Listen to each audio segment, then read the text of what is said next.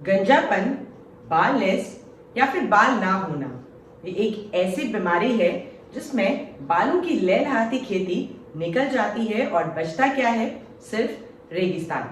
अगर आप भी इस समस्या से परेशान हैं तो आज आप इस वीडियो में जानेंगे कि गंजेपन के बारे में आयुर्वेद के अनुसार क्या किया जा सकता है, क्या ट्रीटमेंट्स अवेलेबल हैं और ऐसी क्या चीजें हैं जिसके द्वारा मदद हो सकती है आपकी लहलहाती खेती को वापस लाने में।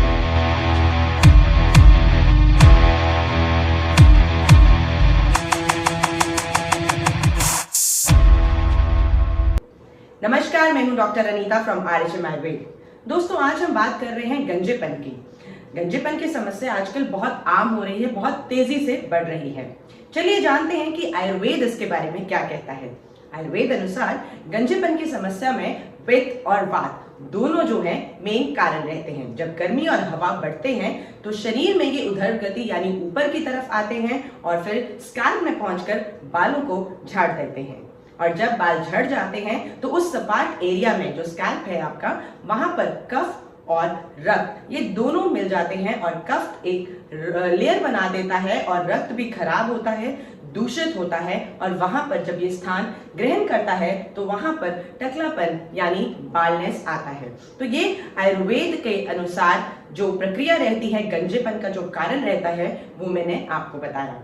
तो सबसे पहले आयुर्वेद कहता है कि जड़ को ठीक करो, अपने इस कारण को, जो आपका रोग है उसका जो मेन कारण है उसको दूर करिए। तो इन सभी का जो संबंध है ये आपके पेट से कहीं ना कहीं जुड़ा है।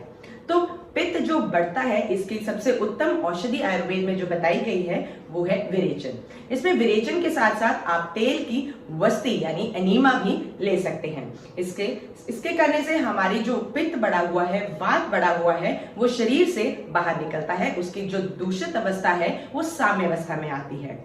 और दूसरा क्या करना है, जो ये कफ की लेयर बन जाती है हमारे स्कैल्प पे, उसे हटाना होता है। क्योंकि जो बालों की जड़ है, जो फॉलिकल्स है, बालों के फॉलिकल से ही ये बाल उगने हैं। तो अंदर जो रोमकूप हैं जो बंद हो गए हैं, उसके कारण बाल बाहर नहीं आ पा रहे, जिसके कारण टकलेपन की दिक्कत होती है। तो आयुर्वेद कहता है कि ऐसे जितने भी एरिया है जहां पर ये टकलापन है, वहां पर कफ की एक लेयर बन जाती है। उस लेयर को हटाना अति आवश्यक है। तो कैसे हटा सकते हैं? सबसे पहली टेक्निक है रक्त मोक्षण, अर्थात जो भी एरिया है वहां से अशुद्ध रक्त को हटाना। और उसमें जो तरीके बताए गए हैं आयुर्वेद में, सबसे पहले है जलौका यानी लीच। ये एक कीड़ा रहता है और आयुर्वेद में इसका काफी जगह प्रयोग किया जाता है। जहां पर भी इसे लगाया जाता है वहां पर कुछ एरिया, आधा से 1 फुट एरिया, ये शुद्ध कर देता है, रक्त को, अशुद्ध रक्त को हटा देता है। तो बालनेस में जहां पर इसे लगाया जाता है वहां पर ये अशुद्ध रक्त को हटाता है, कफ को हटाता है और वहां से बालों की नई उत्पत्ति शुरू होती है। विदेशों में ये बहुत प्रोफ्यूजली इस्तेमाल किया जाता है। अगर ये नहीं है तो दूसरा हम इस्तेमाल करते हैं प्रच्छन्न कर्म। वहां पर भी प्रच्छन्न कर्म में हम इसको शास्त्रीय तरीके से करते हैं, जिसपे वहां पर प्रिक किया जाता है और वहां पर जो फॉलिकल्स ब्लॉक्ड होते हैं उनको ओपन अप किया जाता है ताकि सर्कुलेशन इंप्रूव हो और नए बाल आने का प्रोसेस जो है वो शुरू हो सके।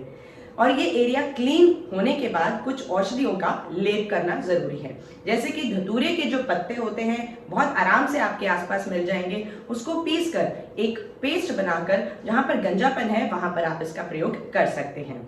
या फिर घर पे पड़ा हुआ जायफल है तो उसका भी आप प्रयोग कर सकते हैं। और भी औषधियां हैं जैसे त्रिफला, हरिद्रा है, इसका भी पेस्ट बनाकर प्रयोग किया जा सकता है। वहां पे इनको लगाने के बाद कई बार फोड़े या फुंसी हो जाते हैं, लेकिन उससे आप ना घबराएं और इस पेस्ट का निरंतर प्रयोग करें, क्योंकि इसके बाद वहां से नए बालों की प्रक्रिया जो है आने की वो शुरू हो जाएगी। और साथ ही जब नए बाल आ रहे होते हैं तो कोशिश कीजिए कि बालों को हार्श शैम्पू से ना धोएं, हर्बल पाउडर से इस्तेमाल करें, आंवला, शिकाकाई, इससे पाउडर से आप बालों को धोएं ताकि जो नए बाल आ रहे हैं वो टूटे ना। और साथ ही ग्रे हेयर में भी ये आपको फायदा देगा। अब जिनके यहाँ खेती होती है, जो गांव में रहते हैं, वो लोग गोखरू का इस्तेमाल कर सकते हैं, तिल के फूल का इस्तेमाल कर सकते हैं, क्योंकि वहां पर ये बहुत आराम से मिल जाएगा। इन्हें पीस कर एक आप पाउडर बना लेंगे और इसमें समान मात्रा में आप शहद और घी का प्रयोग कर सकते हैं।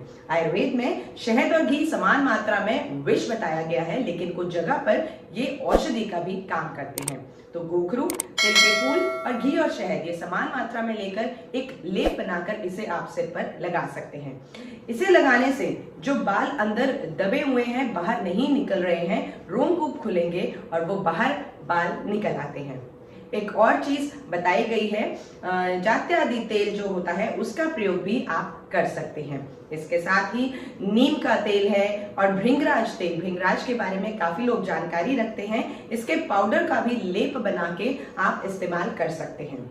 इसी के साथ साथ जैसा मैंने बताया कि आईबीएस जो है, गृहिणी रोग जो है, इसके बढ़ने के कारण इस समस्या में एक मेन प्रॉब्लम आती है। तो गृहिणी रोग को जरूर ठीक करें और गृहिणी को ठीक करने के लिए आप अपनी प्रकृति अनुसार सद्य विरेचन ले सकते हैं या फिर आप आयुर्वेदिक डॉक्टर से मिलकर वस्ती या विरेचन का प्रयोग कर सकते हैं। इसी के साथ साथ नस्य का प्रयोग करें। नीम के तेल का नस्य ले सकते हैं, अनु तेल का नस्य ले सकते हैं, क्योंकि नासा जो है वो द्वार है हमारे सिर के जितने भी विकार होते हैं।